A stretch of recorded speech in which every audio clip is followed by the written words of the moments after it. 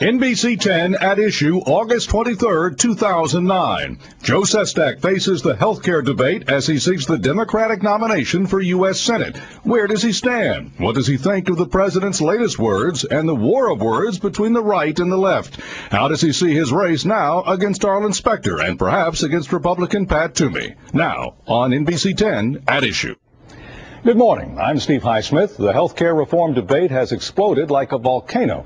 Ratings for Democrats have dropped. Republican candidate for Senate Pat Toomey, a scheduled guest on this program next week, has finished atop one poll in Pennsylvania. That same survey showed Joe Sestak trailing but having gained ground on fellow Democrat Arlen Specter.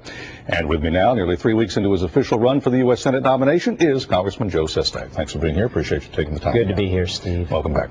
Look, I heard you at the town hall meeting a little over a week ago on Broad Street in Philadelphia say that of a couple of things that you considered mandatory in what you would want in health care reform, one of them was the public option. Do you still believe that today? I do, strongly. I do believe we need to cover everyone, which is good for Americans. But I just as strongly believe that what's good for America's economy is to have a public health care plan option that's a choice, not subsidized by the government, but by those who elect to join it, their own co-pays and premiums. Because here in the Philadelphia media market, 42% of Pennsylvanians live. One company has 70% of all private health care plans. We don't have fair competitive pricing, and I want to bend the cost down of health care. The administration, from the president to the Secretary of Health and Human Services, seem to be saying different things. Are you concerned that there, as one caller said in a question yesterday to the president, getting weak knees? I'm a bit concerned, actually. I so respect this president for having gotten us this far. But if we just cover everyone and don't get sufficient reform on the cost of it, because this public health care plan option won't be paying $20 million to the CEO, won't be paying advertising costs, and $70 million severance pays for its CEO, we may not get as much of the bend in the cost of your premiums right now today that we need to get to. Do you think the president is as firm about the public option as you are?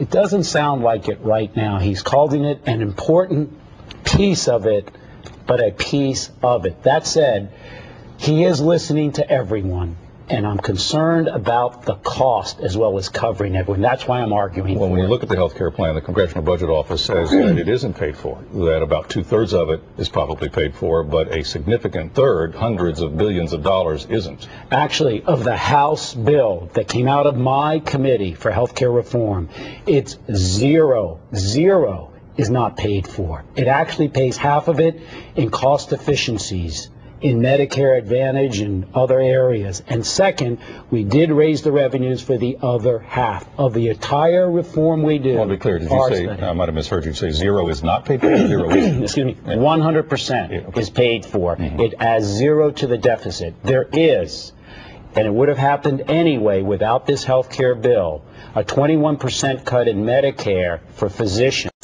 That is separate, and that is not paid for, but that would have happened anyway. That raises up another question. If you have a public option and it grows to any size at all, these physicians, for example, may not get paid and likely won't get paid at the same rate. Medicaid does not reimburse at the same rate, for example. So the concern is that physicians will either not be available, and there won't be as many physicians because it's not as lucrative for them, or they won't do all the testing that they need to do because they're not going to get all the reimbursement that they need to do. What do you say? Well, there's 2 points. First off, in the public health care plan option, the government doesn't pay anything.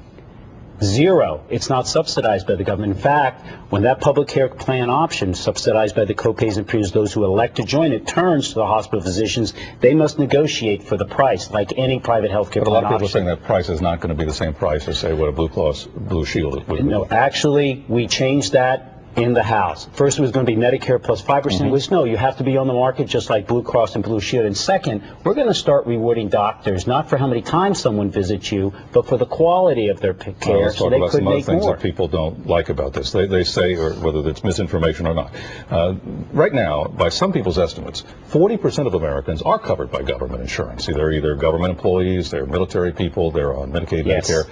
And the concern is if you get a public option, sometime down the road, 10 years, 20 years down the road, 80–90% of Americans will be in that plan, and only the wealthiest, maybe even only the top 2%, will afford private insurance and be able to get that doctor whenever they want to get that doctor and get all the care they want. And by starting down this road now, or lurching even further down the road, you're going to have government. That's an interesting question you've posed, because right now that's the situation we're in. Because we've done nothing and let the private insurance companies continue the way they're doing it on their own, 8 million Americans lost their health care plan the last 8 years. Americans, and 14,000 lose it every day. That's like Bethlehem or Reading. In 1 week, everyone losing their health care. So we can continue to do what we're doing, and then when the uninsured go to the hospital, we pay for it because the cost is passed to an insurance company, you and I. No, the public health care plan option, again, I've got to stress, Steve, you join it if you want, you don't join it if you don't want to. But it's going to be subsidized, just like Blue Cross Blue Shield, by those co-pays and premiums of those who elect to join it. Let's talk about, there's confusion about this. The bill that came out of the House, or is coming out of the House, is a Health Benefits Advisory Committee as a part of it, right? Yes. Now, the critics say that this is a way to cut services in order to save money. Two questions. One, is it? And secondly, would it preside over all health care, including private insurers, or only the public option? This board does not cut anything. In fact, it raises and removes the rationing that healthcare companies presently do. For example, if you lose your job and have a pre-existing condition of cancer, that pre-existing cancer condition is denied by insurance company. What this board does is set minimum benefits. A woman will get a mammogram at the age of 40 because we want people to come in and get preventive care. So it sets the minimum preventive screenings to have you be healthier and for us to pay less. And is this for just the public option or for No, everybody? and that's what's great, is it's for all health care plans. They all must have a set of minimum standards. For example, will be free co-pays. You don't have to pay a cent for preventive screenings, and the most you can pay out of your pocket for any plan is $5,000. Right, that's the goodness of this bill. One of the controversies is on page 58. Under the administrative simplification section of it, and it would require a system that seems to be designed on the surface to be more efficient and save money. But it does say this. It says, enable the real-time or near real-time determination of an individual's financial responsibility at the point of service, and a card may be issued to do this. Critics say that that card would be an invasion of a person's privacy because it would give access to the person's checking account to a huge government agency. No, what that actually refers to on page 58 is that the uninsured up to 400% of poverty level will have a sliding scale of subsidies to help them pay for it. That's for access to their IRS form to make sure that they are eligible for that subsidies. Right. That's all it refers to, nothing else. More on health care and your race against Darlene Specter and perhaps Pat Toomey in a moment. We'll be right back on NBC 10 at Issue. You're watching NBC 10 at Issue. Watching NBC 10 at Issue. NBC 10 at Issue continues. I'm Steve Highsmith with Congressman Joe Sestak, candidate for the Democratic nomination for U.S. Senate. Let's continue with health care for a moment or two. We touched on this, but a lot of seniors have expressed frustration over this whole process and over what they think is in the House bill or is in the House bill. And they believe that Medicare is going to be harmed if this passes. No, it's not. Actually, we're going to enhance it. For example, seniors will now have zero copays for preventive care, a glaucoma exam, a bone density exam, because we want them to come in early, not worry about a $35 copay, get it early so they're not sicker later and we pay less. Second, you know that donut hole, that infamous donut hole, prescription Medicare deep? We're going to close it. It closes it completely. So seniors who are now paying several $1,000s out of their own pocketbook aren't going to be paying it for prescription drugs. The U.S. Conference of Catholic Bishops has sent a letter that, in essence, condemns a portion of the House bill. And it says it just doesn't believe, in essence, the part of it that says there's a prohibition on federal funds for abortion. In fact, I think the letter calls it a legal fiction. It's already in law that federal funds cannot be paid for abortion, and there was an amendment submitted where everyone voted on it in committee to re-emphasize zero public funds can be spent on abortions in this bill. But take the other side of it. Is it fair that that's the case? If you create a public option that's designed for people that can't get private insurance, can't afford it, or whatever, lose it under the old system, why should they be denied the same rights that are in potentially private systems? One of the shames, unfortunately, is that they called this public healthcare plan option a public healthcare plan option. It was meant to distinguish that the public can join it if it wants to. It doesn't mean there's any federal money. Zero federal money is being used in the public healthcare plan option. So no federal government money can be used for an abortion. It's being paid by the co-pays and premiums of those who join it, and if that option or any private health care plan... But it is the federal government that is making people go into the plan in one essence. That's interesting. Again, it's a choice. I know it's an option, but if you set it up and you say to a small business there's an 8% penalty, for example, if you drop out. Correct. But the business might make a judgment, well, it's better for me because my rates are going up so much. Right. Or if someone loses their insurance and says, oh, I have this plan over here, and the government encourages young people to get involved, people who might not have insurance now. There's basically a mandatory provision that they do something, whether it's the public option or not. But so there is sort of there is the government behind Well, a little different, if you don't mind, Steve, is we create a health insurance exchange, like a commodity exchange. And every private company will have a plan in there. There might be 100 of them. One of them that the small business employees can pick from will be this public health care plan option. They can pick any one they want. In fact, the public health care plan option isn't going to do advertising.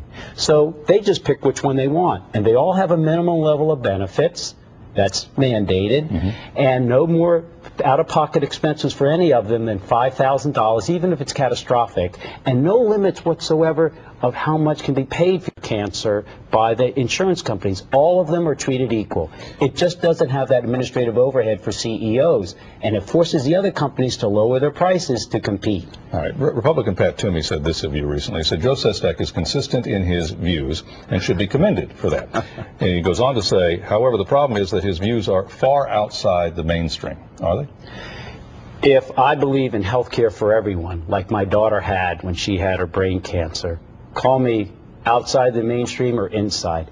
If you want to characterize me as one who believes that every child should have an opportunity to go to college by having savings and by the government, if they're disenfranchised, call me outside or in the mainstream. If you believe, as Vice Chairman of the Small Business Committee, that we should have tax cuts for small businesses to incentivize more jobs, call me conservative, liberal, pragmatic, anything. The issue here is I'm for the working family. They have been disenfranchised over the last 8 years. Washington, D.C. forgot them. And that's why I got in this Senate race. What do you say to those that say, well, if that's all true, in your fight to try to remember them, you are creating government programs from the bailout to the changes from dealing with the big automakers and the big banks, from the Bush administration to this administration, and now with this health care plan that you say is not going to cost any government money, but in the reality, people just don't believe it because the government's always cost them money. What I say is what I learned in the Navy after 31 years. Expect what you inspect. We took the referee off the football field for derivatives. In 1999, Congress voted that there would be no oversight of derivatives. And because of that, this recession, a decade later, happened. So Washington, D.C. is going to have oversight on it. This economy is a result of the lack of that. Tax cuts, 53% of them in the last 8 years went to the 1% of wage earners, the millionaires. That's not correct, the middle class of it. So what I believe is the correct government to make sure that every American has their opportunity to be all they can be. We'll be right back in a moment. More with Congressman Sestak. Stay tuned. You're watching NBC 10 at Issue. NBC 10 at Issue rolls on. My guest, Democratic candidate for U.S. Senate, Congressman Joe Sestak. Our scheduled guest next week is Republican candidate Pat Toomey, and invitation is out for Senator Arlen Specter to join us when he can. Let's pick up just a little bit on the last thing. If Pat Toomey says that you're outside the mainstream, and we see ratings for Democrats falling a little bit, and health care seems to be the main reason for that. When you look at that, what do you say to a Democrat in Pennsylvania who may be saying, wow, I don't want Pat Toomey to win, therefore I'm going to vote for Arlen Specter because he's safer than the guy who might be painted as the guy to the left? Well, what I say is go to those 67 counties of Pennsylvania like I did in 3 weeks in July and talk to that working family, the middle class. And you find them saying, look, I'm about to lose my job in this recession. I can't afford to send my child to college. I can't be sure I'm going to hold on my health care. No, this is a time, not where comments like outside the mainstream, but where principle rather than politics and political calculation, are most important, to fight for what the middle-class working family needs. Well, on that point, do you without think a question, this will prevail over any Republican candidate. On principle, do you think President Obama in recent weeks has not been the change agent people thought he was who voted for him? No, I think there was a vote for change.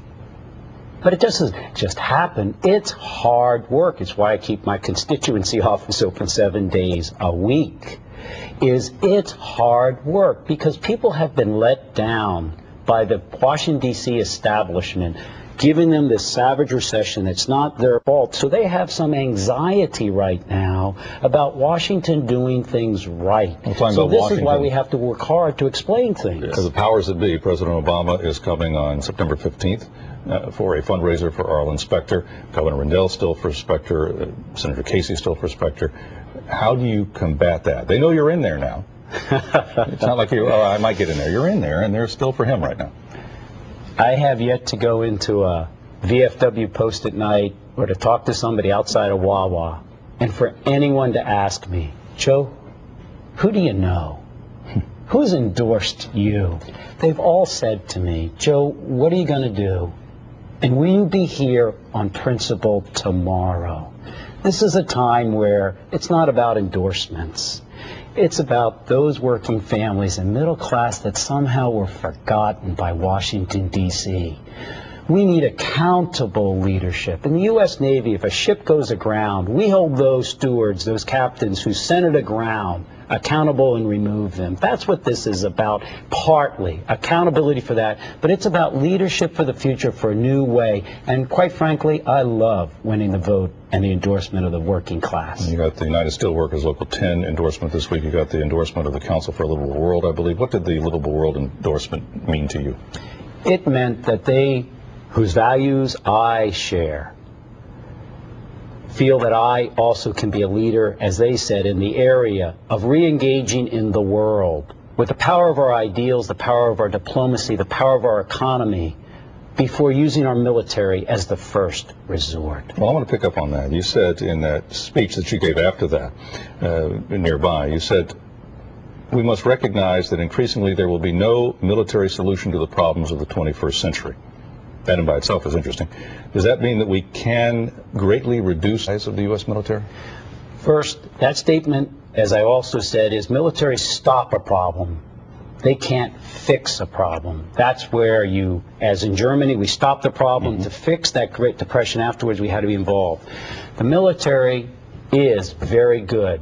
But right now, it's not cost efficient. We still determine our military by how many ships rather than a knowledge-based kind of capability. If you know, as we were talking about robotics before, to have an unmanned air vehicle look around the building, why have a tank go around the building and wait to see if someone's there? You can link a simple picture back and shoot a cheap little missile at it. Can we have a smaller military in terms of manpower? Yes, we can. And in fact, the chairman of the Joint Chiefs of Staff, when I said to him, we're about to increase 90,000 troops for the Army, would we need it if it wasn't for Iraq? He said we would not, because we had planned on becoming smaller in our military. I want to ask about Afghanistan and something else in a moment. More with Congressman Sestak. Stay tuned. You're watching NBC 10 at Issue. U.S. servicemen in Afghanistan and in Iraq. Are we going down the wrong road again? No. At most, there's 20,000 Taliban in Afghanistan. As your earlier question, we need a different type of military that we haven't built to best approach that. 70% of the Taliban are there not because they believe in it. They're actually, according to surveys, there for a job. We must remove the 30% that are there, and we must destroy the al-Qaeda that's in a safe haven in Pakistan. That's the real objective for being in Afghanistan. On the race with Arlen Specter, as of June or so, you had 4.5 million. I think he had about 7.5 million. Where are you now? I've raised $1 million just last quarter. I went from about 3-something to 4.5 as he went to his amount, and we're well on track to have exactly what we need, because I'm after the rank and file of Pennsylvanians and their vote on the grassroots level. What do you think of the Philadelphia Eagles hiring Mike Vick? I think it was the right thing to do. He is a football player. There are carpenters who go to jail. He came out, and if he is going to properly show the remorse by community service, then I think the Eagles did the right thing. I understand the arguments on the other side, but so many people never get a second chance. I think what he did was horrible.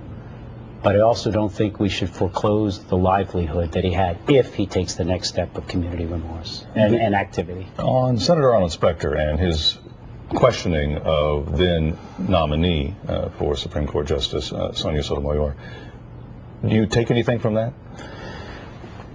Some people are critical, some people support him. What did you think? It wasn't like Anita Hill, but it was one where I thought the questions, but it's personality at times, and you do have a duty as a senator to ask.